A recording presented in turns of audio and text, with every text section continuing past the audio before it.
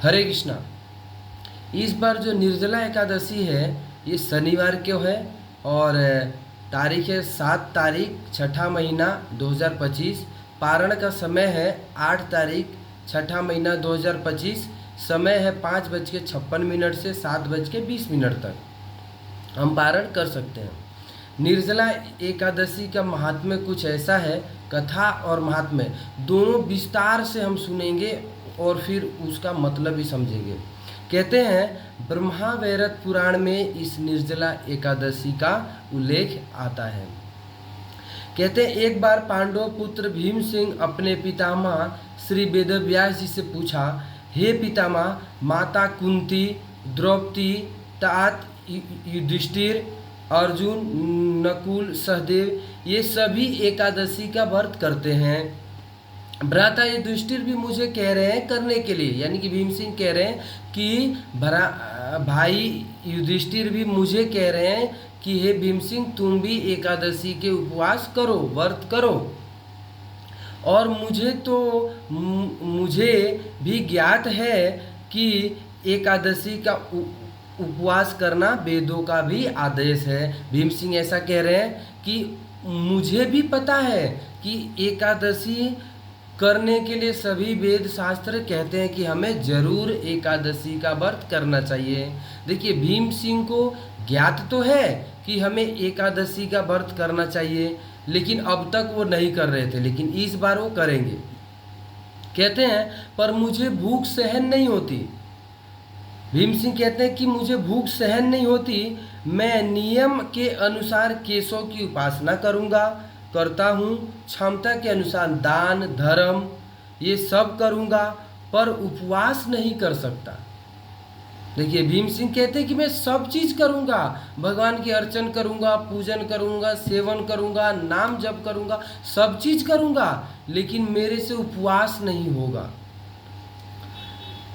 पर मुझे मेरी क्षमता के अनुसार मैं दान धर्म सब कुछ करूँगा और मेरे से उपवास नहीं होगा। भीम सिंह कहते हैं कृपा करके बिना उपवास एकादशी व्रत कैसे करना चाहिए, ऐसा कोई उपाय बताइए हे पितामह वेदव्यास जी कि बिना भूखे रहे कोई, बिना एकादशी को भूखे रहे कोई कैसे एकादशी का व्रत कर सकता है।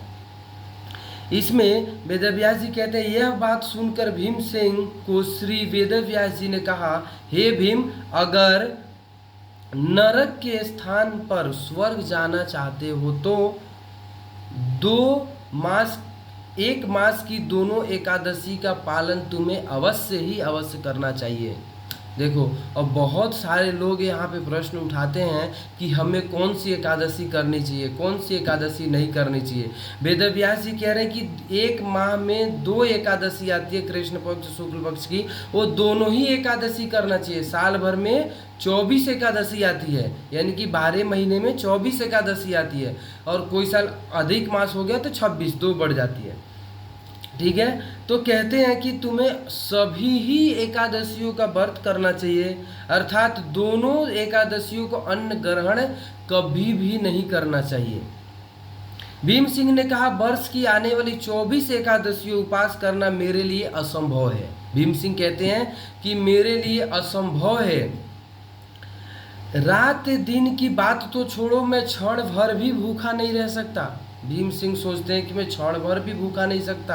आजकल के लोग कह रहे हैं कि मैं 24 घंटा या 12 घंटा कैसे भूखा रहूँगा। भीम सिंह तो ऐसे भूखड़ थे कि वो थोड़ा देर भी भूखड़, क्षण भर यानी कि 1-2 सेकंड से भी कम भी क्षण होता है, क्षण भर भी भूखा नहीं रह सकते।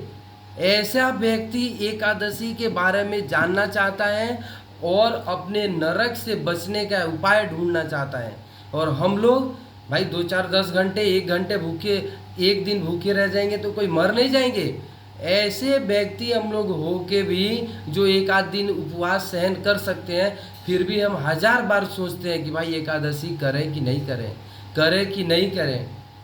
लेकिन भीम सिंह क्षण भर भी भूखा न रहने वाला व्यक्ति, वो आज ये सोच रहे हैं कि भाई मैं नरक से कैसे बचूं, उसका क्या उपाय है। वेदव्यास जी से पूछ रहे हैं और वेदव्यास जी कहते हैं कि उसे कहते हैं कि भीम सिंह कहते हैं कि मेरे पेट के अंदर जो है ये भूख नाम का उदराग्नि, मतलब मेरे उदर में हमेशा जलती रहती है। उसे शांत करने के लिए मुझे बहुत खाना पड़ता है। सोचिए, भीम सिंह कह रहे हैं कि मुझे उस अग्नि को शांत करके रखने, मतलब भूख को मिटा के रखने के लिए मुझे बहुत खाना पड़ता है। बहुत खाने वाला व्यक्ति भी आज एकादशी के विषय में जानना चाहता है और नरक से वो बचना चाहता है, लेकिन हम लोगों को कोई टेंशन नहीं है, नहीं करेंगे। अरे हमें भगवान ने क्या चीज़ का कमी दिया है, नहीं करेंगे भाई, भोगोगे। और शायद तुम भोग भी रहे होंगे लेकिन तुम्हें पता नहीं है। भीम सिंह की बातें थोड़ा सोचो और गहरी दिमाग से समझो। भीम सिंह कहते हैं कि मैं नहीं रह सकता भूखा, उसे शांत करने के लिए मुझे भोजन करना ही पड़ता अग्नि को। बहुत हुआ तो वर्ष में एक दिन उपवास कर सकता हूँ। भीम सिंह कहते हैं कि अगर बहुत बहुत मैं कंट्रोल किया तो सारे एक वर्ष में, पूरे 12 महीने में मैं एक दिन कोशिश करूँगा कि मैं एक दिन अपने भूख को कंट्रोल कर लूँगा। तो इसलिए आप मुझे योग की ऐसी व्रत के बारे में बताइए जिससे मेरा जीवन मंगलमय हो जाए। एक दिन, यानी कि एक साल में एक दिन मैं भूखा रह के और मैं नरक में जाने से बच जाऊं। फिर वेद व्यास जी कहते हैं कि हे राजन, अभी मैं तुम्हें सभी वैदिक विधियों से बताई गई, परंतु कलयुग में कोई भी इसका पालन नहीं कर सकता है। वेद व्यास जी कहते हैं कि मैंने अब तक जो मैं सभी वैदिक विधियों तुम्हें बताई, लेकिन परंतु इसको कलयुग में कोई नहीं कर सकता है। इसलिए बहुत ही ऊंचा और सर्वहितकारी श्रेष्ठ व्रत मैं तुम्हें बताता हूँ। वेद व्यास जी कह रहे हैं कि जो भी व्रत है, यह सोमवारी हो, गुरुवारी हो, बृहस्पतिवारी हो, कोई भी वारी हो, मंगलवारी हो, ये सब वैदिक कहाँ लिखे हैं कहाँ नहीं लिखे हैं ये खैर करने वाले जानते हैं। लेकिन एकादशी प्रत्येक शास्त्र में, प्रत्येक साधु संत का भी मत है, प्रत्येक शास्त्र में, ग्रंथ में, सब जगह पे एकादशी के बिना कोई हमारा ग्रंथ ही नहीं है। कोई ना कोई एकादशी, कहीं ना कहीं एकादशी माता टपकी जाती है, उसमें है ही है उल्लेख। तो कहते हैं कि अब तक जो मैंने तुम्हें व्रत बताया ये सब इस कलयुग में कोई पालन नहीं कर सकता, इसलिए तुम्हें मैं ऊंचा सर्वहितकारी, मैं तुम्हें एक सबसे श्रेष्ठ व्रत के विषय में बताता हूँ। वेद व्यास जी कहते हैं ये व्रत सभी शास्त्रों पुराणों का सार है और कोई भी शुक्ल और कृष्ण पक्ष की आने वाली एकादशी का पालन करता है तो उसे नरक जाना नहीं पड़ता, निश्चित ही वो नरक नहीं जाता है। कोई भी एकादशी, यानी कि कृष्ण पक्ष की हो, शुक्ल पक्ष की हो, साल भर में 24 एकादशी, कोई भी एकादशी हो, कोई भी एकादशी विधि पूर्वक करता है तो उसको नरक नहीं जाना पड़ता है। वेद व्यास जी का एक कथन बलशाली भीम सिंह भय से कांपने लगे। कह रहे कि भाई अगर मैं एकादशी व्रत नहीं करूंगा तो क्या मुझे नरक में जाना पड़ेगा? पर आजकल देखो भीम सिंह भी डर रहे नरक में जाने से। हालांकि वो वैष्णव है, ऐसा नहीं है कि हमारे आपके जैसा है, साधारण व्यक्ति है।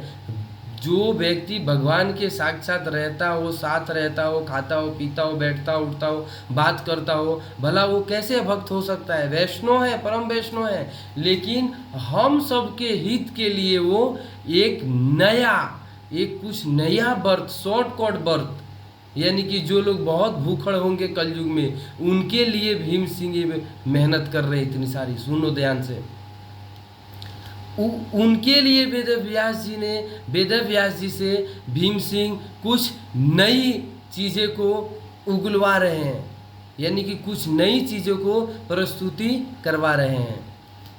कह रहे हैं कि मास के 2 एकादशी को उपवास में करने में पूर्ण असमर्थ हूँ।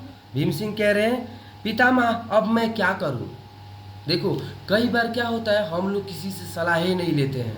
कोई कहे भाई एकादशी का व्रत करो, अरे क्या करेंगे एकादशी, हमसे भूख बर्दाश्त नहीं होती। लेकिन नरक जाने से तो डरो। भीम सिंह नरक जाने से डर रहे हैं क्योंकि उनको पता चल गया कि भाई चारों पांडवों करते हैं, माता कुंती भी करती है, द्रौपदी माता भी करती है, सभी लोग करते हैं, तो मैं नहीं करूँगा तो ये तो सब स्वर्ग में चले जाएंगे, मैं तो नरक में चला जाऊँगा। उनकी टेंशन बढ़ गई तो वो अपना उपाय ढूंढ रहे हैं। और कहते हैं कि अब मैं क्या करूं, कांपते हुए। सोचो, हम लोगों को कोई कांपना, कोई डर नहीं है, एकादशी नहीं कर रहे हैं, कोई डर नहीं है। कितने लोगों की तो धारणा है कि भाई एकादशी करेंगे तो हमको दुख आ जाता है।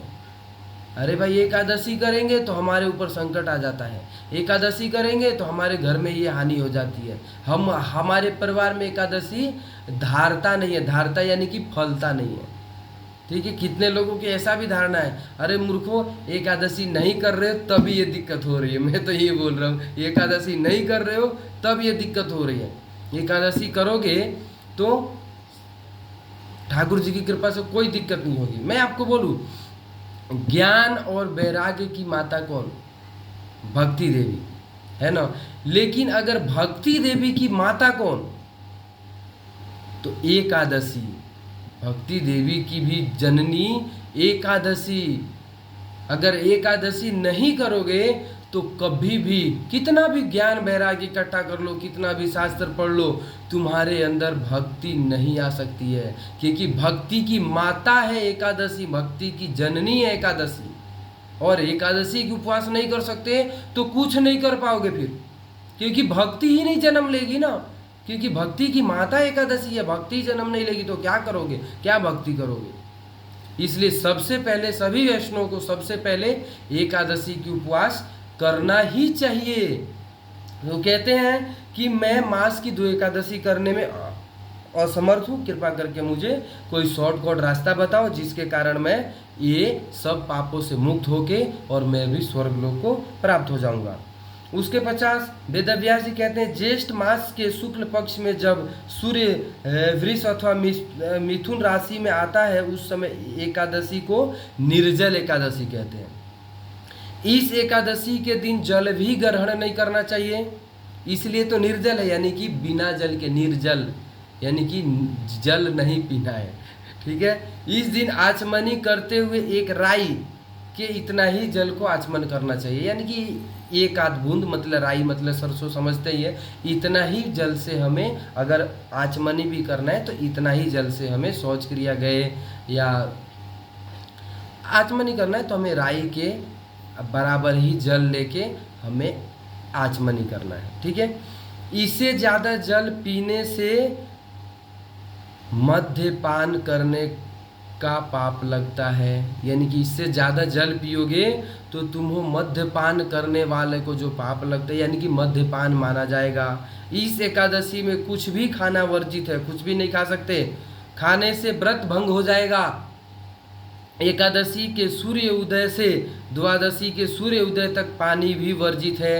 एकादशी के सूर्य उदय होने के बाद, यानी कि सूर्य उदय होने से पहले जो करना है कर लो, सूर्य उदय होने के बाद आपको, और फिर द्वादशी के सूर्य उदय तक आप कोई अन्न जल ग्रहण नहीं कर सकते हैं। इस प्रकार व्रत का पालन करने से व्रत की सभी एकादशी, यानी कि जो 23 अन्य एकादशी है, 24 निर्जला, तो उन सभी एकादशियों में जो हमारी भूल चूक हुई है करने में, या कितने लोग बिल्कुल ही नहीं किए हैं, तो उनको 24 के 24 एकादशी मानी जाएगी कि इन्होंने 24 के 24 एकादशी कर लिया। या जिन्होंने 24 एकादशी किया है उनमें छोटी मोटी जो भूल हुई है, व्रत खंडन हुआ होगा, वो भी पूर्ण तरीके से पुण्य फल पाएगा, प्राप्त करेगा। कहते हैं कि द्वादशी के सुबह जब हमें पारण करना है, द्वादशी के सुबह यानी कि 8 तारीख को 5:56 से 7:20 के बीच में हमें सुबह ब्राह्मणों को जल और स्वर्ण दान करके व्रत करने वाले के आनंद से ब्राह्मण के साथ भोजन ग्रहण करना चाहिए। यानी कि जो भी आपकी शक्ति अनुसार है, आप ब्राह्मण को दान दक्षिणा देके उनको प्रसाद पवा के फिर आप स्वयं पा सकते हैं। ठीक है। हे भीम सिंह, इस एकादशी व्रत से प्राप्त होने वाले पुण्य के बारे में सुनिए। वेदव्यास जी कहते हैं कि अगर तुमने एकादशी कर लिया तो इसका पुण्य क्या होगा वो भी सुनो। भीम कहते हैं इस एकादशी को होने वाले पुण्य के बारे में, केवल इस एकादशी के पालन से वर्ष की सभी एकादशियों का फल, पुण्य का फल प्राप्त होगा। और शंख चक्र गदा पद्म धारण करने वाला भगवान विष्णु की भगवान विष्णु ने बताया था। कौन बताया था? शंख चक्र गदा पद्म धारण करने वाला भगवान विष्णु ने ऐसा बताया था कि अगर कोई भी व्यक्ति ये व्रत की निर्जला एकादशी करेगा तो उसको साल को 24 एकादशियों का व्रत का फल मिलेगा। जो कोई भी अन्य धर्मों को त्याग के मेरी शरण में आता है और निर्जल एकादशी व्रत का पालन करता है वो मुझे बहुत प्रिय है। कौन कह रहा है? शंख चक्र गदा पद्म धारण करने वाले भगवान नारायण, विष्णु, हरि, माधव, कृष्ण, केशव, राम, जो भी आप समझ सकते हैं, वह निश्चय ही, ठाकुर जी कह रहे हैं कि वो निश्चय ही सभी पापों से मुक्त होकर स्मार्त विधि नियमों का पालन करने से सभी पापों से मुक्त होकर वो मुक्ति प्राप्त करेगा। और कहते हैं कि जो भी कलयुग के दोष है उच्च धेज नहीं प्राप्त कर सकता, क्योंकि कलयुग में इन्हें अनेक दोषों से विधि नियम की प्रदूषित होते हैं। हे वायुपुत्र, वेदव्यास जी कहते हैं कि हे वायुपुत्र, किसी भी एकादशी को अन्न त्याज ही करना चाहिए। यानी कि और भी एकादशी है इसका मतलब नहीं चलो अब लास्ट वाली एक कर देंगे निर्जला एकादशी, हमको 24 मिल जाएगा। ये जानबूझ के ऐसा नहीं करना चाहिए, करिए सब 24 के 24। वेदव्यास जी कह रहे हैं कि किसी भी एकादशी को हमें त्याग मतलब अन्न खाना त्याग देना चाहिए, यानी कि एकादशी का त्याग नहीं करना चाहिए। एकादशी के दिन अन्न खाना त्याग देना चाहिए सभी एकादशियों को। साथ ही निर्जल एकादशी में पानी पीना भी वर्जित है। इस व्रत के पालन से सभी तीर्थ के यात्रा का फल मिलता है। देखो जब घर बैठे बिना पैसे लगे एक दिन उपवास करने से सभी तीर्थों का फल हमें भगवान दे रहे हैं, तो जरूरी है कि लाखों रुपए 10,000 20,000 50,000 लगा के सभी तीर्थों में घूमे। हाँ श्रद्धा है तो घूमिए, लेकिन अगर बहाना बनाना हो कि भाई हमारे पास पैसा नहीं है, कैसे जाएंगे जगन्नाथपुरी, कैसे जाएंगे वृंदावन, कैसे जाएंगे द्वारिकाधीश, है ना, तो बहाना छोड़िए, ये एकादशी का उपवास कीजिए। ठाकुर जी आपकी सभी तीर्थों का पुण्य जाने का, साक्षात जाने का पुण्य हमें घर बैठे दे देंगे। और मृत्यु के समय ठाकुर जी, वेदव्यास जी कह रहे हैं कि ठाकुर जी ने ऐसा बोला, भगवान नारायण ने ऐसा बोला, क्या कहा कि मृत्यु के समय भयानक यमदूत के स्थान पर, यानी कि भयानक यमदूत तुमको लेने वाले हैं, उनके स्थान पर सुंदर विष्णु के दूत उस व्यक्ति को वैकुंठ ले जाएंगे। जो व्यक्ति एकादशी का व्रत नहीं करता है उसको यमराज के यमदूत भयानक रूप धारण करके आके उसको लेके जाएंगे। और जो व्यक्ति एकादशी का व्रत का पालन करता है उसको सुंदर, यानी कि शोभ्यमान, है ना, बहुत ही सुंदर, मतलब डराने वाला जैसा नहीं, खूबसूरत, जैसे ठाकुर जी है, समझ लीजिए ठाकुर जी ही आने वाले हैं। अगर एकादशी का व्रत अगर करते हैं तो साक्षात ठाकुर जी भी आ जाएंगे आपको लेने। आप करिए तो सही, ठाकुर जी आ जाएंगे। कहते हैं विष्णु के दूत, यहाँ तो दूत लिखा हुआ है, लेकिन हो सकता है ठाकुर जी भी आ जाए, क्योंकि भगवान के दूत में और भगवान में कोई ज़्यादा फर्क थोड़ी है। वो लेके तो भगवान के धाम में ही जाने वाले हैं, तो आपको भगवान तो मिलने ही वाले हैं, ठीक है। तो कहते हैं विष्णु के दूत उस व्यक्ति को वैकुंठ ले जाएंगे। एकादशी के पालन करने से जो भी गोदान करता है वह अपने सभी पापों का पुण्य, सभी पाप कर्मों से मुक्त हो जाता है। जब अन्य पांडव पुत्रों ने इस एकादशी के बारे में सुना तो इस व्रत का पालन करने का निश्चय कर लिया। जब और भी सुन लिए, पांचों पांडव सुन लिए, सबको ही सुन लिया, तो उन्होंने और भी कठोरता से इस व्रत को पालन करने का निश्चय कर लिया कि अब तो और कठोर से पालन करेंगे। कहते हैं उसी समय भीष्म सिंह ने इस व्रत का पालन करना प्रारंभ कर दिया। जिस समय ये सुनो, हम हर रोज कहते हैं हर 10 दिन 15 दिन के बाद, हर 15 दिन के बाद एकादशी आती है, एकादशी करो, चलो फल खा के कर लेंगे या जो भी खा के कर लेंगे, जैसे मर्जी ऐसे कर लेंगे। लेकिन जब भीम सिंह ने इस कथा को सुना कि भाई इतनी महिमा है, तो उसी समय निश्चय कर लिया कि अब तो मैं 100% इसको करूँगा ही करूँगा, और करूँगा कठोर, मतलब व्रत के साथ करूँगा, पूरी नियम के साथ करूँगा। कहते हैं इसलिए इस एकादशी को हम भीमसेनी एकादशी भी कहते हैं, क्योंकि ये भीमसेन जो कभी भूखे न रहने वाला भीम जी, उन्होंने इस एकादशी का व्रत का निर्जला उपवास किए थे। जो एक क्षण, वही भीम पहले कह रहे हैं कि मैं एक क्षण भी भूखा नहीं रह सकता, वो ऐसे व्यक्ति पूरा 24 घंटा निर्जला रह गया, तो सोचो हम लोग क्या नहीं रह पाएंगे? हम लोग तो रह ही सकते हैं ना। हमारा भूख तो 2-4-10 घंटे के बाद ही लगेगा, हम लोग तो आराम से रह सकते हैं। कहते हैं भगवान कृष्ण ने घोषणा किया कि जो कोई इस एकादशी के दिन पुण्य कर्म करता है, यानी कि एकादशी भी है और कहीं गंगा जमुना सरस्वती स्नान कर रहा है, या फिर धाम में गया है, वृंदावन, गोकुल, मथुरा, नवद्वीप, मायापुर, जगन्नाथपुरी, द्वारिकापुरी, ऐसे धाम में भी गया है, तो कहते हैं उसे वैदिक यज्ञ वो फल जो है अक्षय हो जाता है।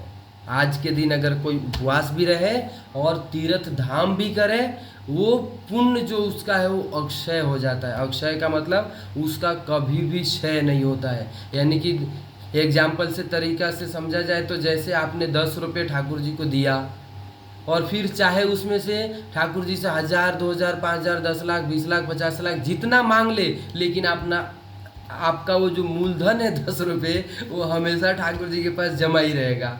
इसको कहते हैं अक्षय, यानी कि उसका कभी भी क्षय नहीं होगा।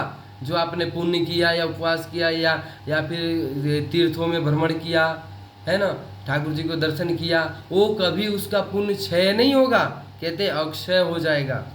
इस व्रत की महिमा जो कोई श्रवण करेगा उसे अमावस के साथ आने वाली प्रतिपदा के दिन पितरों का दिया हुआ तर्पण का फल प्राप्त होगा और साथ ही उसे वैकुंठ लोक की प्राप्ति होगी। ये तो हो गया कि हमें व्रत करने से क्या क्या फल मिलेगा, है ना। आपने विस्तार से समझा और शायद हमने आपको समझाने के लिए पूर्ण प्रयास किया। अगर कोई हमसे भूल चूक हो जाए, त्रुटि हो जाए, तो हमें क्षमा कीजिएगा। अब हम आपको समझाना चाहते हैं कि अगर कोई एकादशी व्रत का पालन नहीं करता है तो क्या होता है। जो व्यक्ति एकादशी का व्रत का पालन नहीं करता है उसको गौ मांस खाने का पाप लगता है, इसलिए वो नरक में जाता है। जो व्यक्ति एकादशी का व्रत का पालन नहीं करता है उसको ब्राह्मण हत्या का पाप लगता है, इसलिए वो नरक में जाता है। जो व्यक्ति एकादशी का व्रत का पालन नहीं करता है उसको मातृ पितृ को हनन यानी कि मारने का जो पाप है वो लगता है। और भी बहुत सारे पाप लगते हैं, लेकिन देखिए और कोई व्रत अगर हम न करें तो उसका कोई हमें रिएक्शन नहीं होगा। उसका सोमवारी न करें तो कोई हमें पाप नहीं लगेगा, बुधवारी न करें, शुक्रवारी न करें, मंगलवारी न करें तो उसका कोई हमें पाप नहीं लगेगा। लेकिन अगर एकादशी नहीं करेंगे तो उसका हमें पाप भोगना पड़ेगा और पाप लगेगा, तभी तो भोगेंगे। लगना निश्चित है और भोगना भी निश्चित है। इसलिए आप सबसे हमें विनती है कि सभी एकादशियों का व्रत का कठोर से पालन करें और सदा सदा मतलब निरंतर भगवान की नाम जप करें। जितना ज़्यादा हो सके 16 माला, 20 माला, 30 माला, 50 माला, जितना ज़्यादा हो सके उतना भगवान की नाम जप कीजिए और मंदिर में भगवान की सेवा कीजिए। हरे कृष्णा।